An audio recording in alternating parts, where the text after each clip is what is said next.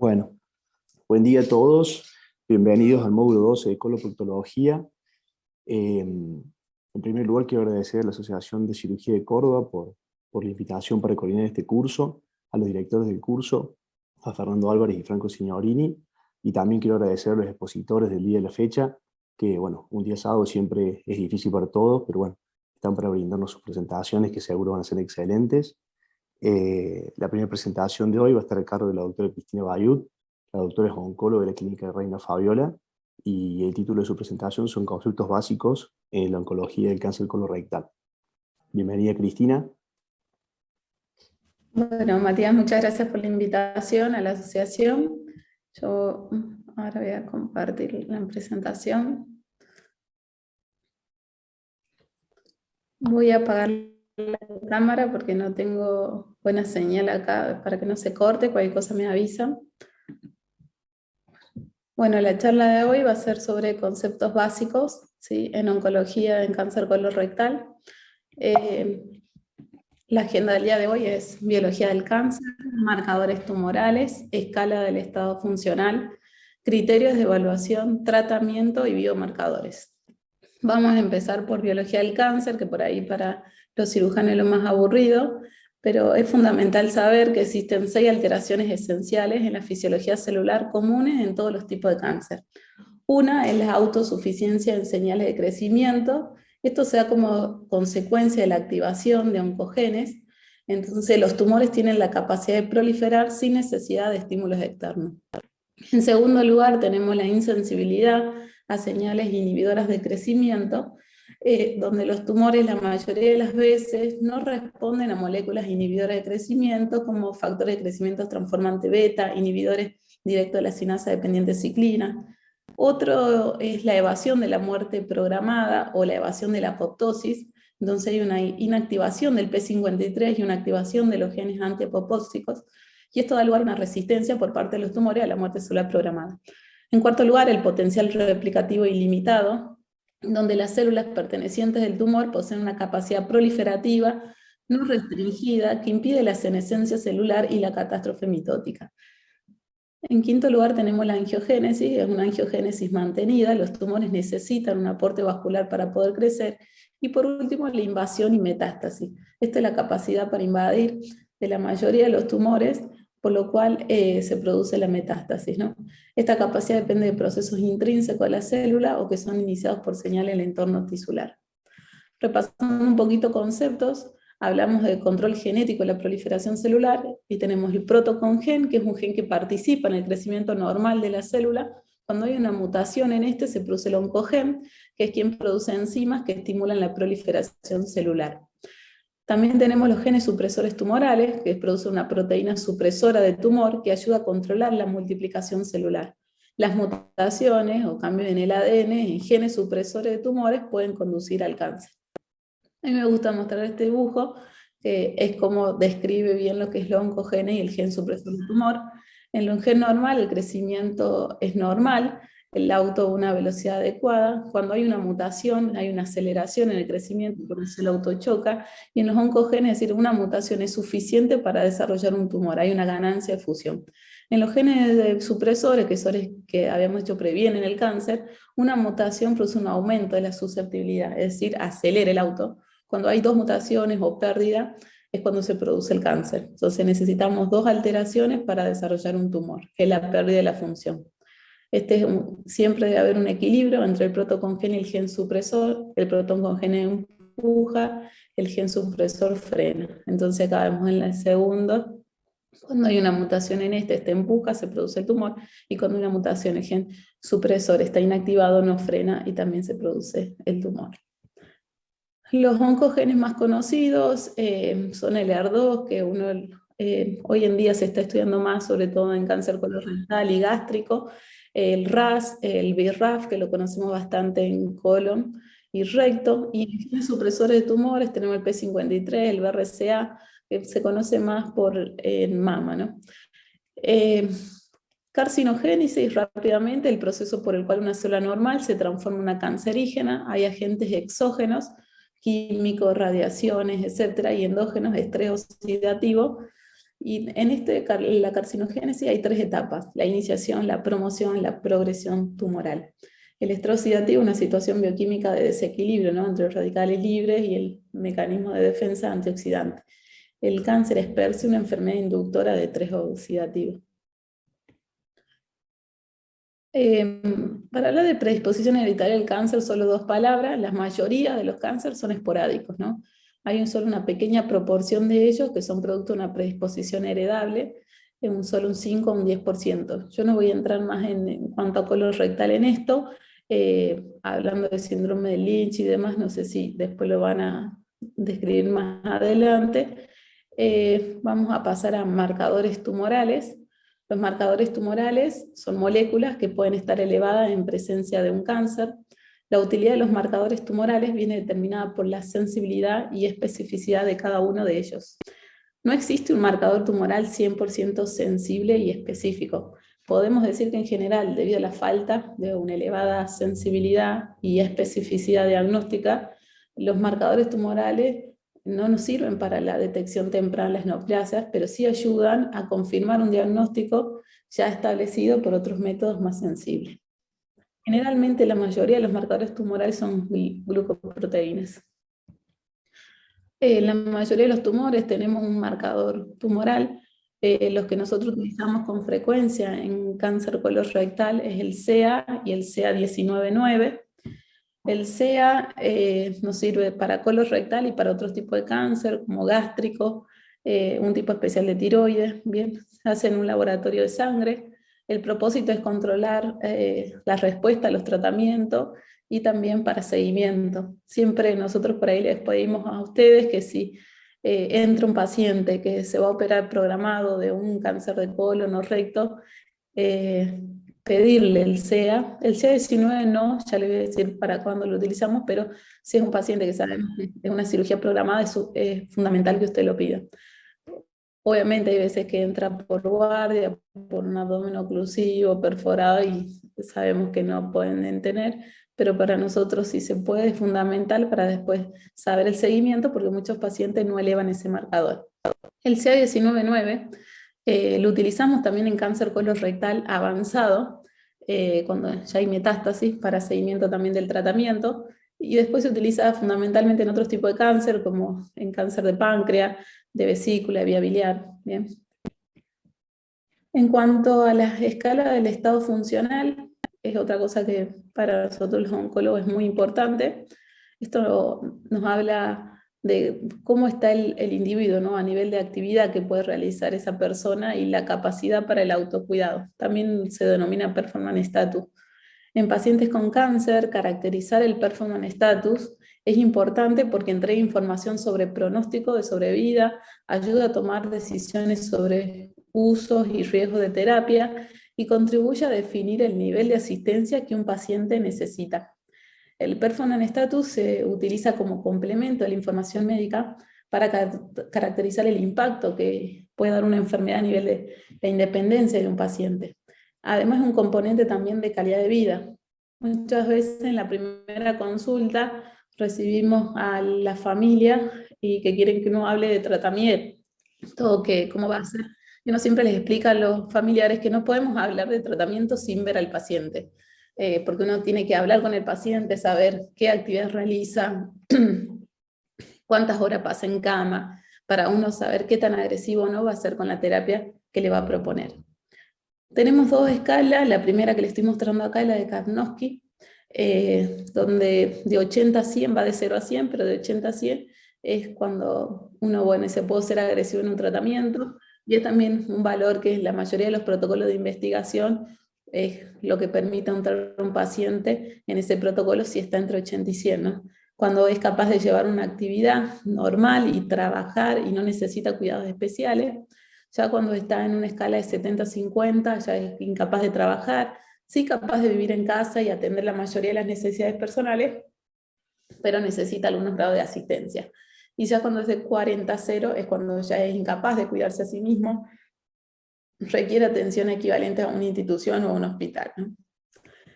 Esta del ICO es otra que también utilizamos con frecuencia, muy similar a la previa, solo va de 0 a 4, 0 es cuando el paciente hace toda actividad sin restricciones. 1 es cuando hay una actividad física extenuante restringida, pero después él es capaz de realizar trabajo ligero.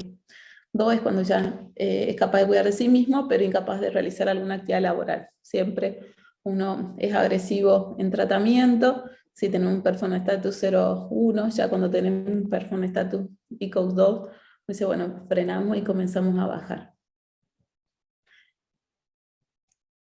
Siguiendo con la agenda, vamos a hablar de criterios de evaluación. La valoración de la respuesta clínica al tratamiento no quirúrgico, como la quimioterapia, nosotros lo evaluamos mediante el sistema de medición de RECIST. Fue introducido en el 2000. Después se hizo una modificación en el tamaño de las lesiones, y ahí surgió el RECIST 1.0, y después otra revisión de actualización en el 2009, que es el que utilizamos actualmente, que es el RECIST 1.1.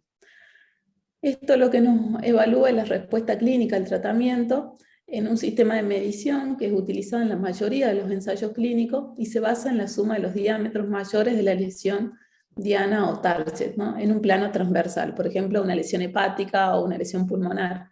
Bien. Cuando hay un ganglio linfático, es una adenomegalia, se mide el diámetro menor. En los restos se mide el diámetro mayor. Estos criterios son internacionalmente aceptados para la evaluación de la respuesta al tratamiento en tumores sólidos, puesto que define si el paciente con cáncer está respondiendo o no a la terapia. Este es el que utilizamos en la actualidad, como le decía, que se modificó en el 2009, que es el RECIST 1.1, y acá lo que nos distingue de las lesiones TARCET o objetivos son toda lesión, por ejemplo, metástasis hepática, pulmonar o masa, ¿bien? Entonces nosotros hablamos de respuesta completa cuando desaparece, respuesta parcial cuando hay una disminución del tamaño mayor o igual al 30% con respecto al baseline. Y después en cuanto a las lesiones no target, es por ejemplo una metástasis ósea. Entonces acá hablamos de respuesta completa cuando desaparecen todos, o hablamos de progresión de enfermedad, bien, sea target o no target, cuando hay un aumento del 20% o más en la suma de esas lesiones objetivos que se miden en comparación con la suma más pequeña que se registró previamente, o cuando hay aparición de una nueva lesión, uno dice, bueno, el paciente está en progresión. Todo esto es para definir si uno continúa o no con el mismo tratamiento. Y en las que son objetivo no target, cuando hay empeoramiento de esas lesiones, por ejemplo, metástasis ósea. Para nosotros poder evaluar al paciente cómo está respondiendo o no al tratamiento, o para hacer diagnóstico y saber si la enfermedad está localizada o hay enfermedad a distancia, siempre en cáncer colorectal es fundamental tener una tomografía de tórax, abdomen y pelvis. Obviamente si es un cáncer de recto, el gol estándar tener una resonancia de pelvis, siempre y cuando el paciente pueda hacerla.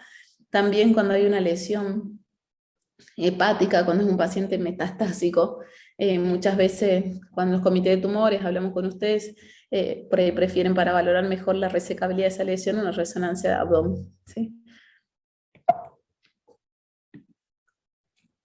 Bueno, pasando ya a tratamiento, ante nosotros, a ver, no decimos nada solo, ¿no? Todo se decide en comité de tumores, siempre eso es fundamental saberlo, que todo paciente se tiene que presentar en comité de tumores, ya que sabemos que ahí se reúne un equipo de expertos en la misma sala, ya sea real o virtual desde la pandemia, y cada uno tiene su conocimiento especializado en el tema, ¿sí? Ya sea en cuanto al diagnóstico o al tratamiento, y mientras más expertos forman ese comité, más detallada y matizadas van a ser esas recomendaciones.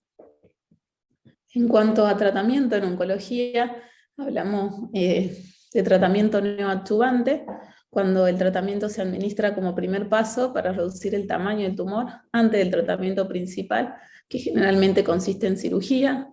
Es un tipo de terapia de inducción. Hay en algunas patologías, no en cáncer colorectal, sí cuando son avanzados, pero por ejemplo en cáncer gástrico, que más que hablan de un tratamiento perioperatorio, que es cuando uno ya tiene establecido cuántos ciclos va a ser previo a la cirugía y posterior a la cirugía. También hablamos de tratamiento adyuvante, cuando hay un tratamiento adicional para el cáncer, que se administra después del tratamiento primario. La terapia adyuvante puede incluir quimioterapia, radioterapia, terapia con hormonas, esto ya es en otras patologías como cáncer de mama, o terapia dirigida, terapia biológica. Siempre acá es cuando nosotros lo vemos después que ustedes lo operaron, que no siempre le explica al paciente, pero ¿por qué si el cirujano me dijo que ya sacó todo, que no quedó nada? Esto es siempre nada. Obviamente depende del estadio y demás. Uno les dice esto es para prevenir, se quedó alguna célula dando vuelta, esa célula futura no se instale en otro lugar. Y ya tratamiento de primera línea o segunda línea ya es para enfermedad avanzada o metastásica, bien, y es cuando uno ya tiene los protocolos, cuál es la mejor línea para empezar y continuar luego en cada una de las patologías que vemos. Como ejemplo acá de tratamiento neoadyuvante le puse el cáncer de recto, bien. En cáncer de recto, ¿sí? Es donde está, hablamos ahora de tratamiento neoadyuvante total, pero cada vez está más firme en cuanto a el concepto, siempre esto es diferente al cáncer de colon. Si tenemos un estadio temprano, intermedio o un localmente avanzado, es cuando ahí ya es de rutina. Cada vez uno va acertando más y haciendo más hasta en estadios intermedios, de empezar con quimio, radioterapia, bien, teniendo en cuenta determinadas características de esa lesión que vemos por resonancia, para empezar con quimio, radioterapia, después esperar la evaluación, hacer con resonancia, y de ahí definir el tema de la cirugía, o si va a quedar en control ese paciente, si son rectos inferiores. No voy a entrar muy en el tema, es solo esto a grandes rasgos para que ustedes tengan en cuenta, pero en todo paciente con cáncer recto, hoy en día, siempre cuando sea localizado, localmente avanzado, un grado intermedio, cuando son de 3A o B, o muy bajos, cuando vemos que la fascia mesorrectal está comprometida, por ejemplo, en cualquiera de estos, es cuando uno dice, bueno, este paciente tiene que ir sí o sí a un tratamiento neoadyuvante. En cuanto al tratamiento adyuvante, que les daba el ejemplo, en cáncer de colon, es cuando nosotros lo vemos al paciente que ustedes ya lo operaron, en el estadio 1 se ha visto que no hay beneficio de hacer tratamiento adyuvante. En el estadio 2 lo separamos en dos grupos, en bajo riesgo y alto riesgo. En bajo riesgo se ha visto que no hay beneficios de hacer tratamiento adyuvante, y en alto riesgo sí. Ya vamos a ver cuáles son los estadios 2 de alto riesgo. Y estadio 3 siempre es mandatorio hacer tratamiento adyuvante. Tenemos acá los diferentes esquemas, que ya lo vamos a repasar, pero básicamente son Folfox o Capox. Uno es fluoracilo con oxaliplatino y el otro es capecitabina con oxaliplatino. Estadio 3 en colon es muy fácil. Estadio 3 cuando hay ganglios positivos. Bien. Estadio 2 es ya cuando es un T3 o T4, ya vamos a decir es de bajo o alto riesgo, y los ganglios son negativos, y el 3 positivo. ¿Qué es un estadio 2 de alto riesgo? Tenemos diferentes, según ASCO, la NCCN y ESMO, ¿bien? Pero básicamente alto riesgo para nosotros es cuando es un T4, cuando tenemos menos de 12 ganglios, ¿bien? Eso por ahí en Córdoba capital no suele ser un problema, sí, cuando vienen gente que se operó en el interior, lamentablemente, y que vemos que llegan con 8 ganglios evaluados, entonces uno ahí dice, bueno, y el resto tenemos solo 8, son negativos, pero los otros 4 habrán sido negativos, positivos, ¿qué pasó? Es cuando uno ahí incentiva más a hacer tratamiento adyuvante, cuando son tumores pobremente diferenciados, cuando hubo una perforación o entraron obstruidos, cuando hay invasión linfovascular, cuando hay invasión perineural. Esos son los estadios de alto riesgo cuando uno indica tratamiento adyuvante. A grandes rasgos de los tratamientos que tenemos hoy en día en oncología son la quimioterapia, la inmunoterapia, los anticuerpos monoclonales, las terapias target, esta hormonoterapia que utilizamos en otra patología como cáncer de mama, ¿no? Pero son los tratamientos que hoy en día son de rutina nuestro. La quimioterapia es los más viejos, sabemos que según el grupo de quimioterapia que uno utilice, actúa en una fase determinada del ciclo celular. Lo que nosotros utilizamos con frecuencia son la capecitabina, que les mostré hace rato que lo utilizamos como tratamiento adyuvante, y también lo utilizamos en el tratamiento avanzado en el cáncer colorectal. Los principales eventos adversos de estos son la fatiga, la diarrea, el síndrome de pies y manos o eritrodisestesia palmoplantar, que llamamos nosotros. En algunos pacientes se suele ver a medida que van avanzando los ciclos, pero bueno, depende de cada paciente. Hay muchas veces que en el primer ciclo ya podemos ver cómo se enrojece tanto la palma de las manos como la planta de los pies. También náuseas y vómitos y elevación de las enzimas hepáticas. El 5-fluoracilo, la capecitabina es bioral, ¿no? El 5-fluoracilo también se utiliza como tratamiento adyuvante y tratamiento avanzado del cáncer colorectal. Perdón, los principales eventos adversos son náuseas, vómitos y diarrea, mucositis, mielosupresión, neurotoxicidad, somnolencia, ataxia cerebelosa, que eso es muy raro verlo, pero se puede presentar.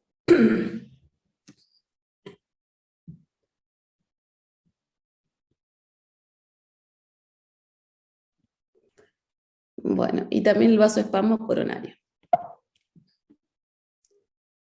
La leucovorina es un agente modulador o de rescate, no es quimioterapia. Esto ayuda también a prevenir toxicidades y aumenta la eficacia de la quimioterapia. Se utiliza sobre todo con el 5-fluoracilo, también lo utilizamos con el metotrexato que utilizamos para otra patología. La indicación es en el tratamiento adyuvante y avanzado del cáncer colorectal porque utilizamos junto con el fluoracilo, como les decía, y ese lo utilizamos en los 2 estadios. En cuanto a los eventos adversos, la verdad que esto es raro verlo, siempre uno lo asocia más a la quimioterapia, sea el 5-fluoracilo, más que a la leucovorina, ¿no? En cuanto a otra que utilizamos en tratamiento adyuvante o avanzado, es el oxaliplatino. Los principales eventos adversos de estos son la neuropatía sensorial, un hormigueo en las extremidades, tanto en las manos y los pies, y también un hormigueo peribucal, que eso aparece muy cercano a la infusión. Uno siempre lo que les pide es que eviten las cosas frías, sobre todo el día de la infusión y hasta 5 días posteriores a la misma. Esto es acumulativo, entonces a medida que pasan los meses se va acentuando y tarda cada vez más en desaparecer. Antes a todos los pacientes se le hacía 6 meses de tratamiento adyuvante en estadio 3 o estadio 2 de alto riesgo, y bueno, hoy en día eso se divide, pero se ha visto que podemos en algunos pacientes cuando son de bajo riesgo hacer 3 meses para tener que evitar utilizar el oxaliplatino 6 meses, porque quedan con una neuropatía que después puede demorar años en desaparecer. Una hipersensibilidad tardía es cuando uno los vuelve a reexponer en estadios avanzados, y mielosupresión, pero es muy infrecuente. El irinotecan es otra de las drogas que utilizamos en cáncer colorectal, pero solo en estadios avanzados, no se utiliza como tratamiento adyuvante. Los principales eventos adversos son la diarrea. Esto se hace por una inhibición de la acetilcolinesterasa, ocurre en las primeras 24 horas, a veces en el momento en que está pasando el irinotecan, los pacientes comienzan con cólico abdominal y diarrea, que uno ahí para frenar eso hace atropina, o también por citotoxicidad directa de la mucosa digestiva, que ocurre después de 24 horas. Puede haber mielosupresión, y también esto, sobre todo para las mujeres, que no es menor alopecia que en la mitad de los casos. Los esquemas de estas drogas que hablé, básicamente en cáncer colorectal tenemos el Folfoxiri, esto se utiliza siempre para avanzados, Folfox, que se puede utilizar para avanzados o adyuvancia, Folfiri siempre avanzado porque tiene el irinotecan, y Capox para avanzado o adyuvancia. Otra que también quería nombrar, porque ustedes pueden escuchar, que es la trifluoridina y tipiracilo, TAS. Esto es para tratamiento avanzado del cáncer colorectal, es cuando el paciente ya progresó a todos los esquemas previos que les mostré, es como tercera línea, es bioral. Lo principal que produce esta medicación es anemia, trombocitopenia, náuseas, vómitos, ¿sí? Y también podemos utilizar en tercera línea el regorafenib. Uno ahí define, ¿no? Según el paciente qué toxicidades tiene, cuál va a elegir. Nunca se comparó cabeza a cabeza el TAS o regorafenib, entonces eso es elección del médico de cabecera. Esto no es quimioterapia como el TAS, es una terapia target, pero que también tiene su toxicidad. Yo particularmente prefiero a veces utilizar el TAS ante el regorafenib.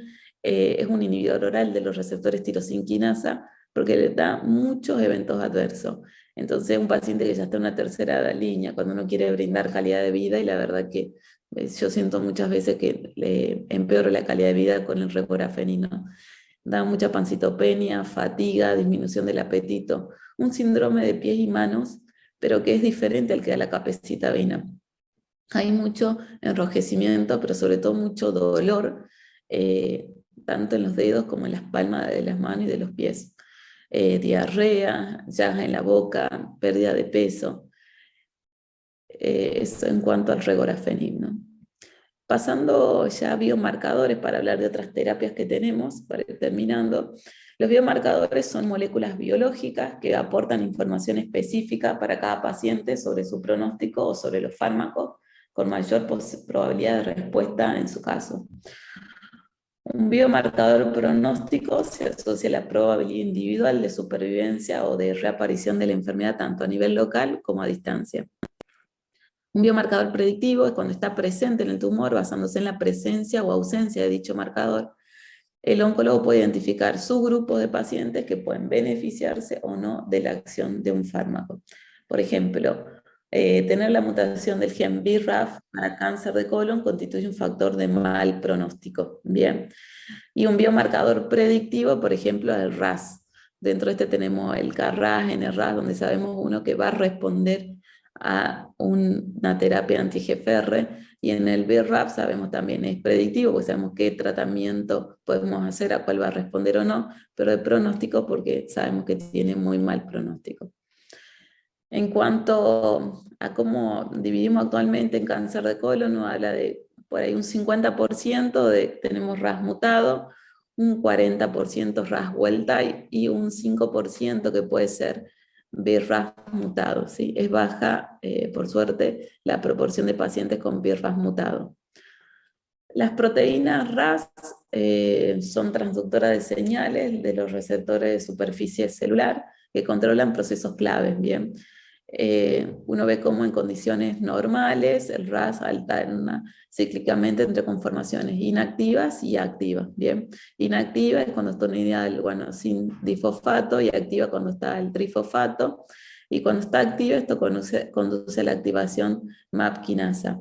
El RAS es un componente clave en esta señalización, ¿sí? Ya que la activación de esta vía MAP quinasa conduce a la progresión del ciclo celular, a la proliferación, a la diferenciación, a la supervivencia celular y supresión de la apoptosis, a la estimulación del metabolismo, a la migración y angiogénesis. ¿Bien? Tenemos dos anticuerpos monoclonales que frenan, ¿sí? Inhiben la dimerización del EGFR, uno el panitumumab y otro el cetuximab, y así se inhibe la activación de la señalización. Es indistinto utilizar uno en otro, también es elección del médico. Uno, el panitumumab, es completamente humano, el otro es quimérico.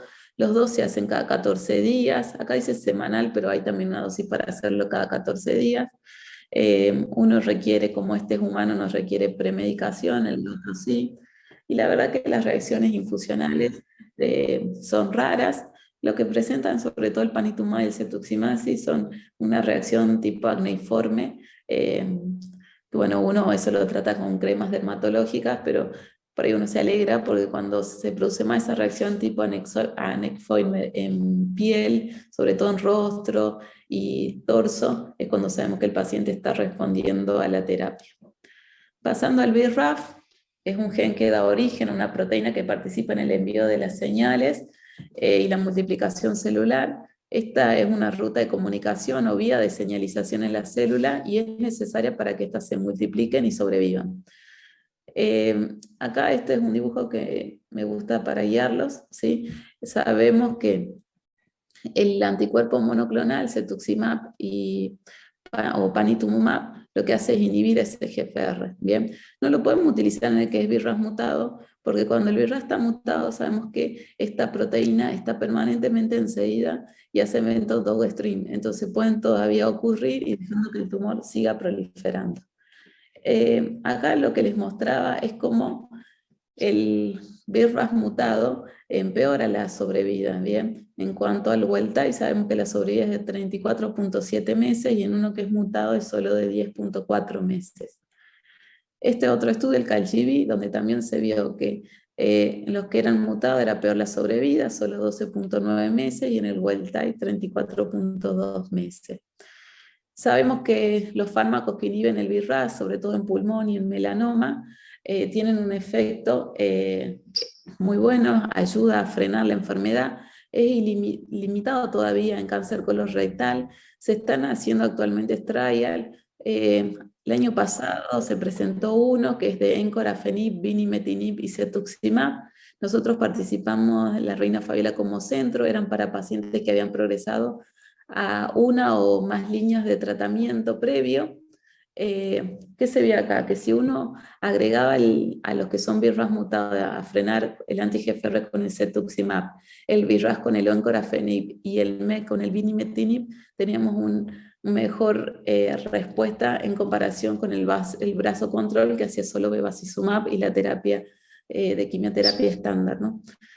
Vemos que el triplete fue de 9 meses la sobrevida y en el control había sido 5.4 meses. Ustedes eran es menor al que les mostré yo la sobrevida, pero eso era en pacientes de primera línea. Esto estamos hablando de pacientes que ya habían progresado a una o más líneas. Lamentablemente participamos como centro, pero todavía no está aprobado por la ANMAT. Así que todavía en la actualidad es estándar en todo paciente que sea BRAF mutado, solamente podemos utilizar el bevacizumab.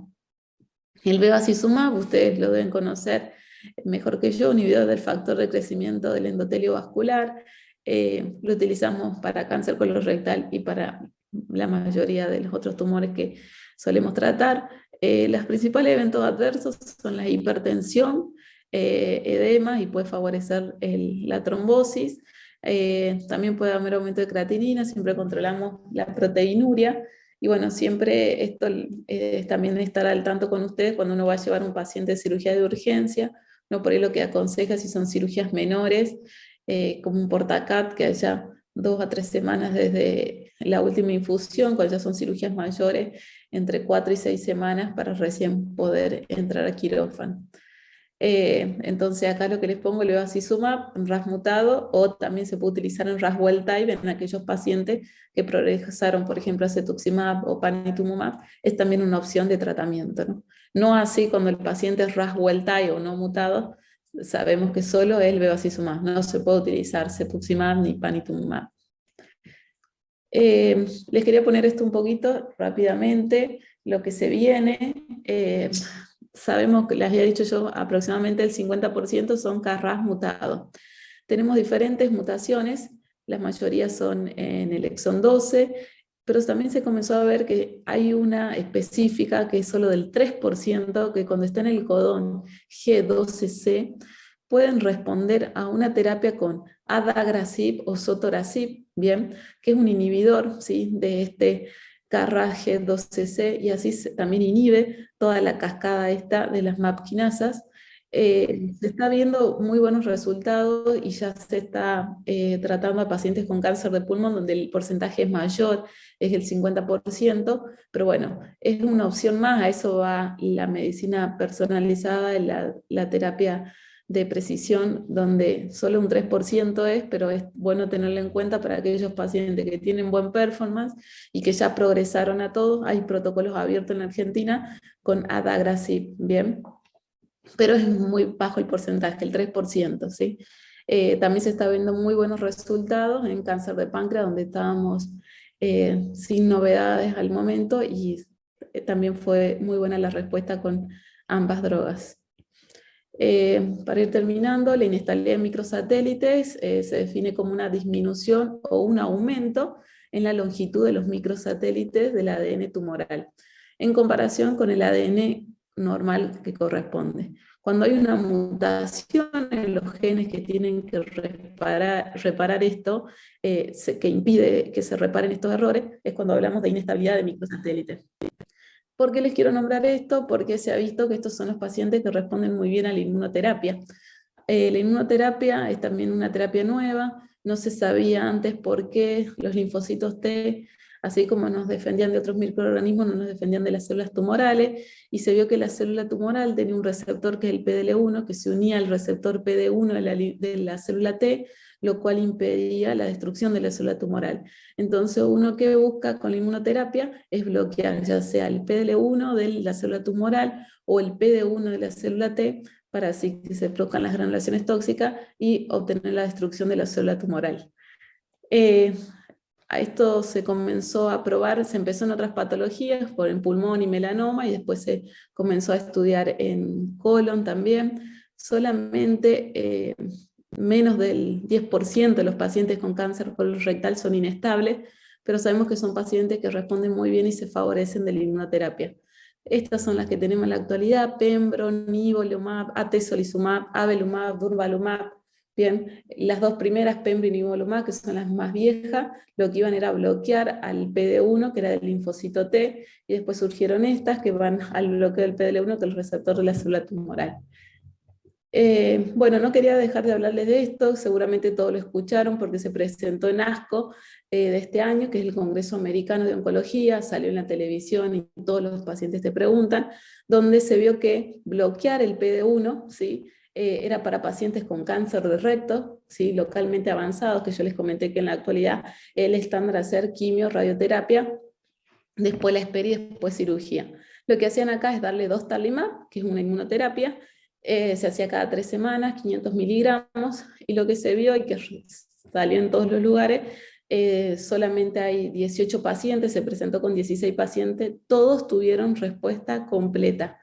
Entonces, lo que uno siempre trata ahora de explicar a todos cuando llegan muy ansiosos y la familia, es que ellos tuvieron para reclutar, es un centro de Estados Unidos, esos 16 pacientes, aproximadamente 2 años, todavía no era de un solo centro, porque como les digo, lamentablemente solo menos del 10% de los cánceres colorectal pueden ser inestables, y este claro beneficio es acá. Son datos muy recientes, hay que ver cómo se comportan en el tiempo estos pacientes, pero hasta ahora ninguno tuvo que ir a cirugía ni a radioterapia, ¿no? Solamente hizo el dostarlimab cada 3 semanas y hizo respuesta completa y están actualmente en control.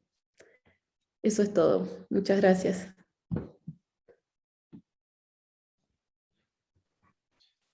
Bueno, Cristina, muchas gracias por tu presentación. Estuviste excelente, muy completa, muy clara, ¿sí? Todos los temas que tocaste. Yo voy a abrir un poquito la discusión a los otros invitados, si tienen alguna pregunta para vos sobre este tema. Alejandro, Bueno. Pablo, si tienen alguna pregunta para Cristina. Sí, Cris, respecto de esto último del dostarlimab, que la gente pregunta muchísimo y realmente tienen razón en preguntar, ¿no? Porque el resultado es espectacular. ¿Cuánto tiempo debería pasar para que realmente lo consideramos una curación, digamos así, ¿no? Como que esta droga hace lo que a veces puede hacer la cirugía, que es eliminar el tumor y nunca más necesitar nada, ¿no es cierto? Como la cirugía en los estadios tempranos, por ejemplo. Yo la verdad que son datos muy recientes, ¿no? Eso es lo que sobre todo hacían hincapié también en ESMO de gastrointestinal, decía, bueno, hay que comenzar a reclutar más gente. Nadie sabe cuánto tiempo. Ahora hay que ver de esos 18 pacientes van, cómo se comportan en el tiempo. Lo van a esperar. Ellos por ahora se evalúan con la rectoscopía, se empezó con colonoscopía, ahora lo están controlando con rectoscopía, con PET, resonancia, y ninguno fue a cirugía. Vamos a ver, eso creo que es el trabajo que nos va a dar la respuesta, ¿no? ¿Hasta cuánto lo esperamos? Está bien. Y la otra pregunta también asociada a esto es esta terapia que es para los pacientes inestables. ¿A qué pacientes le pedimos la inestabilidad microsatelital? ¿A todos los pacientes con cáncer de colon? ¿A algunos? ¿Cómo se decide a cuál sí, a cuál no? Nosotros les pedimos a todos los pacientes avanzados. Todos los pacientes que nosotros vemos que son metastásicos, avanzados, se les pide. Hoy en día lo hacemos por medio de la industria, ¿sí? Entonces eso es algo gratuito. Nosotros cuando nos dan el taco el paciente, que lo hacemos en Buenos Aires, hacemos ahí el RAS, y en ese momento que se hace RAS-BRAF, también se hace la inestabilidad. Se hace también en las diferentes instituciones, pero eso lo hacemos en pacientes cuando son estadio 2, ¿bien? Y uno quiere ver si acá, y hay antecedentes de relevancia cuando son colon derecho, sobre todo para comenzar a estudiar la parte genética, ¿bien? Entonces, avanzados a todos y en estadios 2, en tumores de colon derecho y con antecedentes, lo pedimos también. Eso lamentablemente no lo cubre la industria porque uno no es para tratar, para obtener alguna, para decir, bueno, este paciente va a ser a futuro un paciente que se va a beneficiar de la inmunoterapia, no. Eso es para después dejarlo y que lo comience a ver la médica que hace con nosotros asesoramiento genético, por la familia. Muy bien, gracias. No, por favor.